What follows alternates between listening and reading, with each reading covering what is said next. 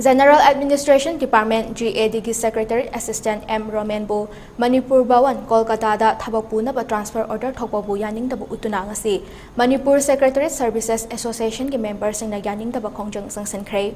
masigi mathakta group D da leiriba secretariat ki employees singbu grade pay oina lupa lising amaga chanipan da hengat hanba caretaker singina lupa lising mariga chani ki grade pay da hengat hanba Secretariat asida thabak toriba ASO, SO amadi PS singina lupa lising mariga chatruk amadi lupa lising mariga chanipan da piba yana khiba magi matung ina lakliba January lising ani kun humdoi daki hauna central government ki matung ina DA singi senfam pithoknaba lengangna order amatha thokadabani haibena chingba demand kaya tanki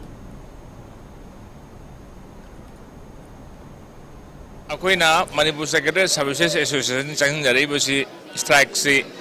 Sejoy strikes since 5th of this month. Thasigi tarik manga dagi ni ngasi ka numit marini chure. Marini chure numit phawboda formal oina wari sanabagi tangkak siman laktre mayam na ngaijari basi formal oina CA pira aga baton pira aga dagi invitation pira aga wari sanabagi potu yamna formally tawnabagi wahonduni ado yamna informal oina Chief Secretary ga matek ama natraga khoi Secretary JD da adamai tokna wari sanagi badi leire but total resolution ama resolve to wagi potuma laktri